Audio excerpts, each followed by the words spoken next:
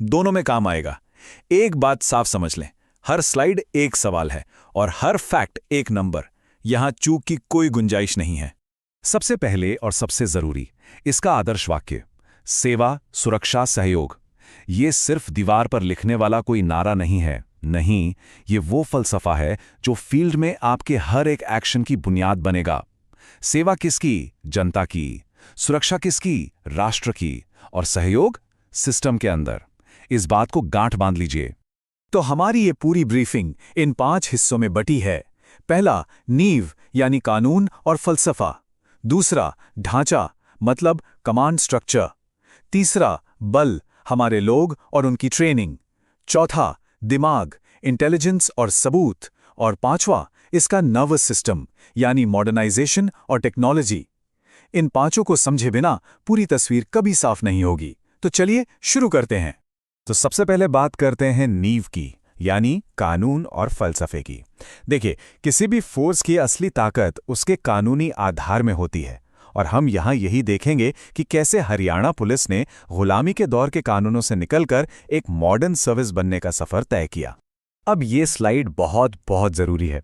एक तरफ देखिए 1934 का पंजाब पुलिस एक्ट। इसका मकसद क्या था? सिर्फ कंट्रोल करना, शासन करना। और दूसरी तरफ है 2008 का हरियाणा पुलिस एक्ट, जिसका पूरा फोकस है सेवा, जवाबदेही और कम्युनिटी पुलिसिंग पर।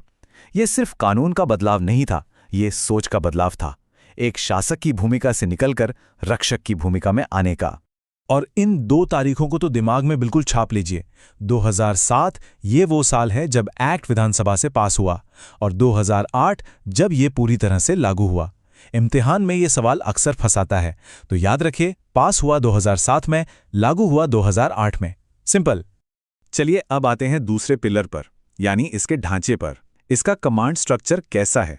हम फोर्स की संख्या से लेकर कमांड सिस्टम के सबसे जरूरी फर्क तक सब कुछ देखेंगे।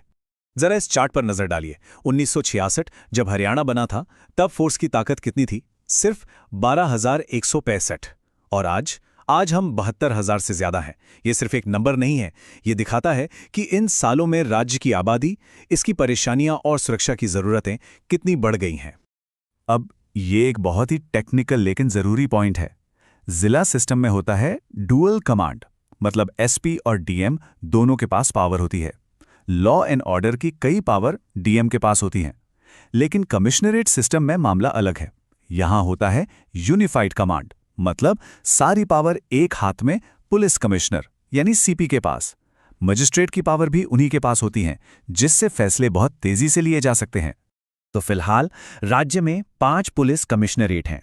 कौन कौन सी? गुरुग्राम, फरीदाबाद, पंचकुला। और हां, 2 सबसे नई वाली जरूर याद रखनी है। एक सोनीपत जो 2023 में बनी, और दूसरी झज्जर जो 2024 में बनी। तो लेटेस्ट कौन सी है? झज्जर। कमिश्नरेट के अलावा हमारे पास 5 पुलिस रेंज भी हैं। हिसार, अंबाला, रोहतक, साउथ रेंज जिसका हेडक्वार्टर रेवाड़ी में है, और करनाल रेंज।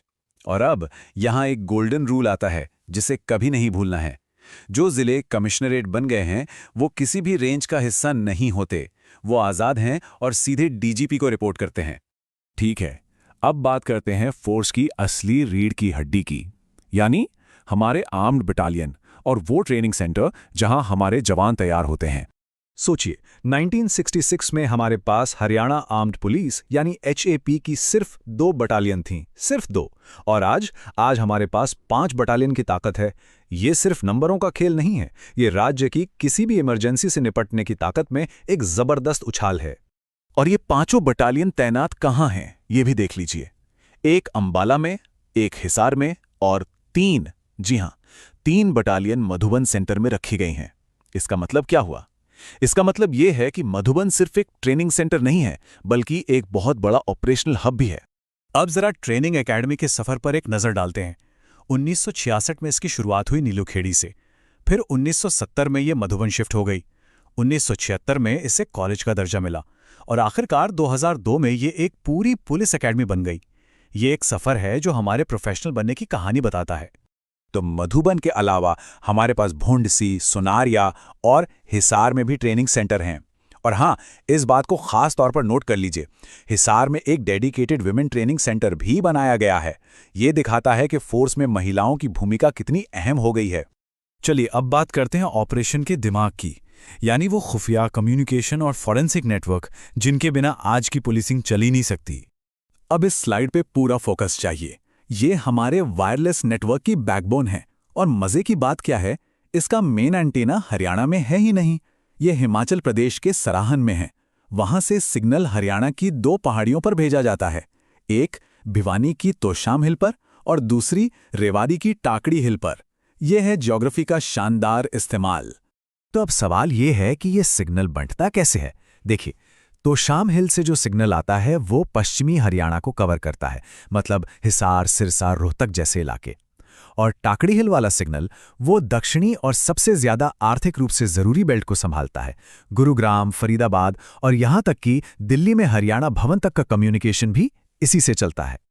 ये 3 यूनिट्स हमारे इंटेलिजेंस सिस्टम की जान है। पहला CID यानी क्राइम इन्वेस्टिगेशन डिपार्टमेंट, इसका काम क्या है? खुफिया जानकारी जुटाना।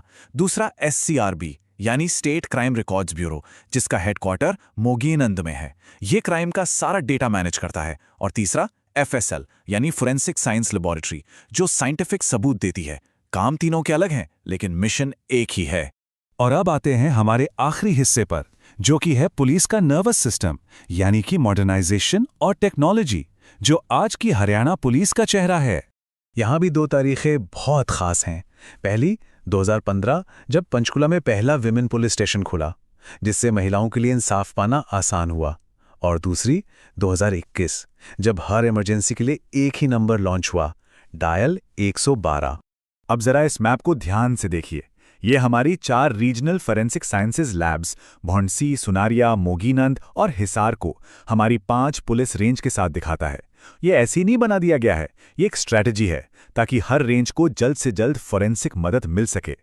तो पूरे रिवीजन के लिए इन 3 जोड़ियों को रट लीजिए। पहली जोड़ी कानूनी बदलाव की, 1934 बनाम 2008। दूसरी एक्ट बनने और लागू होने की, 2007 बनाम 2008। और तीसरी मॉडर्नाइजेशन की, 2015 बनाम 2021। ये आपकी परीक्षा के लिए सबसे जरूरी है, इन्हें मत भूलिएगा। और अब आखिर में एक सवाल। हमने आज के स्ट्रक्चर को